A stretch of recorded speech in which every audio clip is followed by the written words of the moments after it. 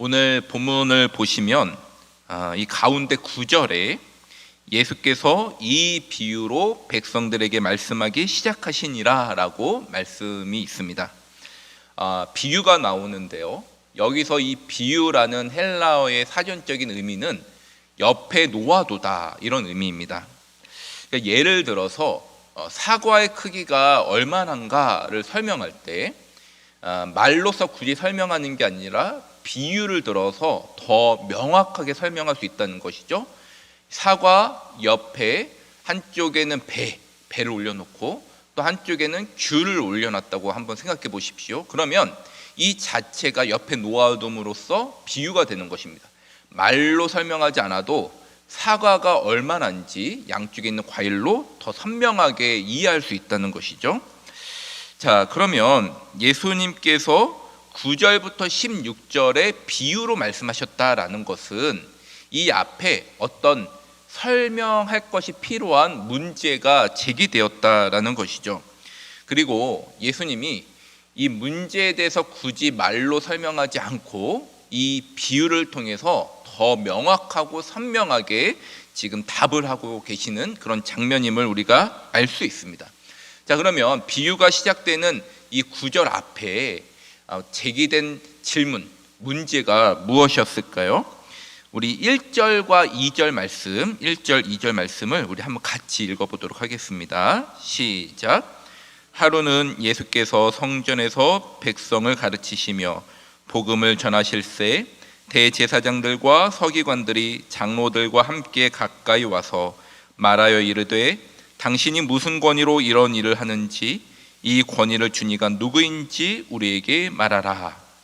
자, 말씀의 배경은 예수님께서 성전에 입성하신 이후에 백성들에게 복음을 가르치고 있던 어느 날입니다. 근데 바로 이 순간 종교 지도자들이 등장하죠. 1절에 보니까 대제사장들, 서기관들, 장로들입니다. 이들은 당시 예루살렘 성전에서 기득권을 취하고 있었던 사람들이고 종교 지도자들이었음에도 불구하고 뒤로는 성전의 그 상권을 장악하여 부당하게 그 이득을 폭리를 취해오던 자들이었습니다. 그런데 바로 어제 말씀에 어떤 일이 벌어졌습니까? 그 19장 맨 끝에 보시면 예수님이 새끼 나귀를 타고 오셔가지고 예루살렘 성전을 정화해 버리시죠. 그곳에서 장사하는 모든 사람들을 다 뒤엎으시고 내쫓으셨습니다. 그러니까 이 종교 지도자들 입장에서는 그 상권을 장악하고 이 이득을 취해오고 있었는데 예수님 성전을 정화하시는 바람에 돈줄이 끊어질 만한 큰 위기가 찾아온 것입니다. 그래서 3절과 4절에 예수님에게 이제 질문을 하는 거예요. 2절이죠. 2절에 예수님께 질문하는데 당신이 무슨 권위로 이런 일을 합니까? 당신의 권위를 준 자가 누구입니까? 아주 날선 질문, 예수님을 책잡아 넘어뜨리고 죽이려는 질문을 한 것입니다. 그런데 참 재미있는 것이 예수님께서 이 질문에 대해서 답을 하신 것이 아니라 3절과 4절을 보면 오히려 반문을 하십니다. 반문의 내용이 뭐냐? 너희가 생각할 때 요한의 세례가 하늘로부터 왔느냐 아니면 사람부터 왔느냐라고 질문하시죠. 이 종교 지도자들이 생각지 못한 예수님의 질문을 듣고 갑자기 침묵에 빠집니다. 고민에 빠집니다. 만약 세례 요한의 권위가 하늘로부터 왔다라고 대답을 한다면 예수님의 권위도 자연스럽게 하나님으로부터 온 것이 됩니다. 왜냐하면 이 요한이 예수님의 오실 길을 예비한 자였기 때문인 것이죠.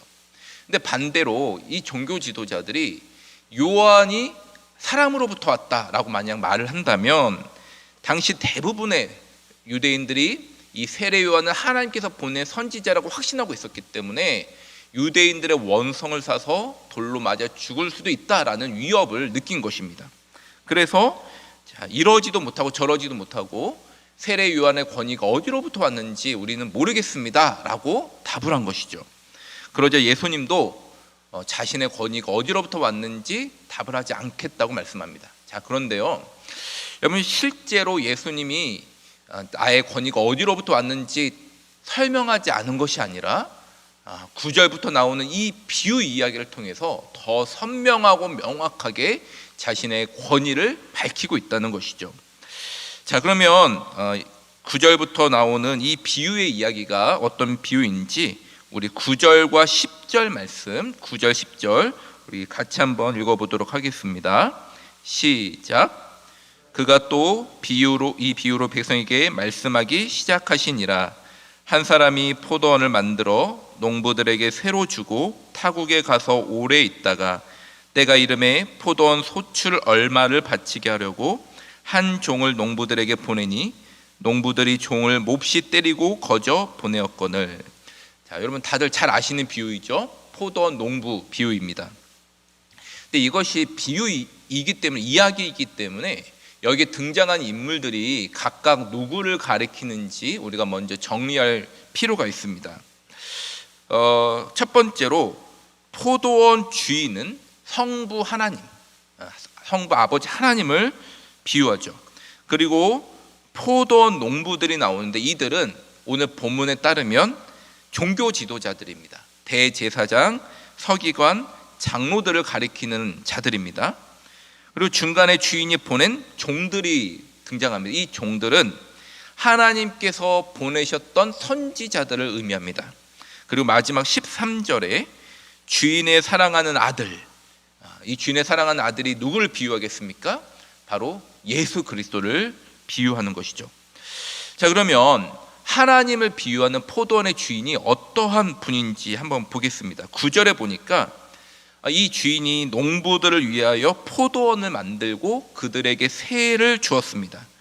그리고 10절에 보시면 포도원 소출 얼마를 바치겠다라고 나오죠. 근데 여기서 이 얼마를 바치겠다 할 때 이 얼마는 원어로 보면 아주 적은 양을 말합니다. 아주 적은 양. 당시 땅 주인들이 보통 소작농들에게 땅을 주고 세를 받을 때 4분의 1 이상의 높은 세를 받았습니다. 여러분, 이 소작농들이 생활도 해야 됐기 때문에 4분의 1을 받는다는 것은 굉장히 큰 세금이었습니다. 그런데 이 비유에 나오는 주인은 아주 적은 양만 받는 너그럽고 인자한 분이죠. 그리고 이 주인이 자신이 보낸 종을 이 농부들이 때리고 능욕하고 거저 보내었는데도 끝까지 참고 마지막으로 자신의 사랑하는 아들까지 보내어 그들을 설득하려고 합니다. 이렇게 볼 때 포도원의 주인은 농부들을 단순히 이 종으로 이 농부들로만 받아들인 것이 아니라 마치 사랑하는 자녀로 생각하고 끝까지 기회를 주는 그런 사랑이 많은 분으로 묘사되고 있습니다. 자, 반면에 종교 지도자를 비유하는 이 포도원 농부들은 어떠한 자들입니까? 이야기들을 보면 이들은 무엇보다 굉장히 탐욕스러운 사람들이죠. 이들은 포도원의 주인이 아님에도 불구하고 마땅히 드려야 될 세를 주인에게 내지를 않습니다. 더 나아가서 14절 말씀을 보니까 이 주인이 보낸 최종적인 이 사랑하는 아들마저 죽이는 거죠. 그래서 주인이 베풀어 주신 사랑과 기회를 완고하게 거부하는 자들입니다. 끝까지 자기 것을 삼으려고 하는 탐욕스러운 자들이죠. 자, 마지막으로 예수님을 비유하는 이 포도원 주인의 아들은 어떠합니까?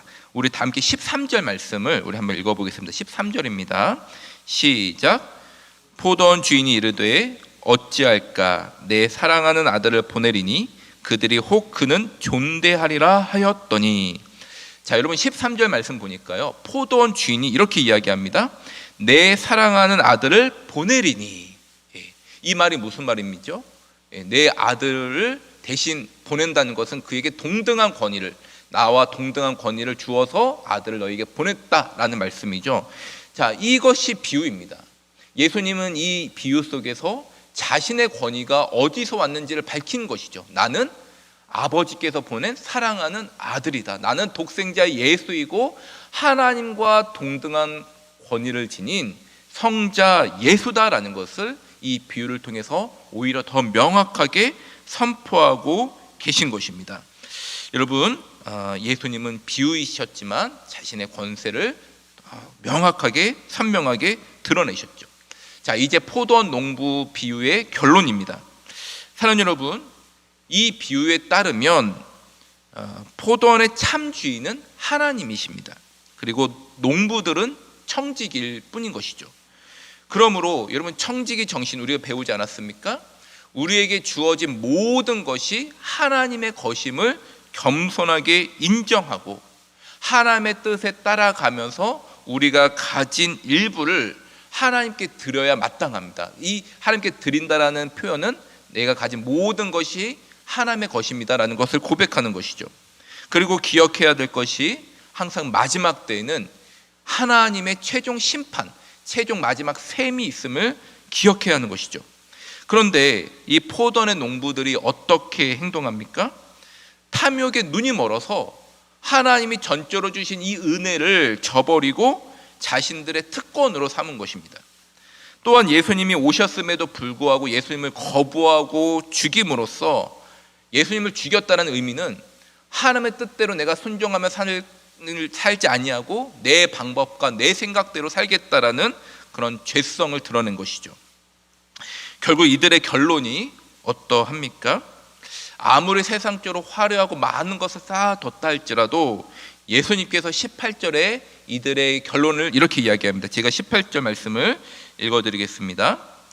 무릇 이 돌 위에 떨어지는 자는 깨어지겠고 이 돌이 사람 위에 떨어지면 그를 가루로 만들어 흩으리라 하시니라. 여러분, 이들이 죽인 예수 그리스도는 모퉁이 돌이 되신 것이죠. 그리고 이 모퉁이 대신 머릿돌 대신 예수님께서 최종적으로 이들을 모두 깨트리고 가루로 흩어버리겠다, 허무한 인생이 되겠다고 철저한 심판을 말씀해 주십니다. 사랑하는 여러분, 우리가 이 말씀을 통해 우리의 모습을 돌아보길 원합니다. 여러분, 우리의 인생이 참 주인이 하나님이심을 여러분 고백하십니까? 우리가 가진 모든 것, 우리의 가족, 건강, 자녀, 모든 것이 하나님의 것임을 우리는 확실히 고백해야 합니다.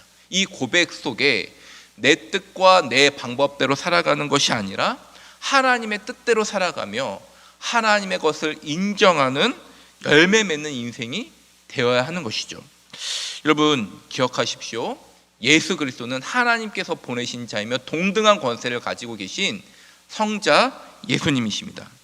예수님께서 친히 모퉁이 돌이 되셨고 이 모퉁이 돌 위에 새로운 하나님의 나라를 지금 세우고 계십니다. 저와 여러분들은 이 하나님 나라와 관련 없는, 여러분, 세상적으로 아무리 많은 것을 이루었다 할지라도 하나님의 예수 그리스도의 모퉁이 돌 위에 우리의 삶이 세워지지 아니하면 허무한 인생이 될 수밖에 없음을 기억하시고 다시 한번 오직 예수 그리스도의 기초 위에 우리의 삶을 세워서 하나님께서 기뻐하시며 드릴 것이 많은 열매 맺는 인생 다 될 수 있기를 주님의 이름으로 축복하며 기도합니다.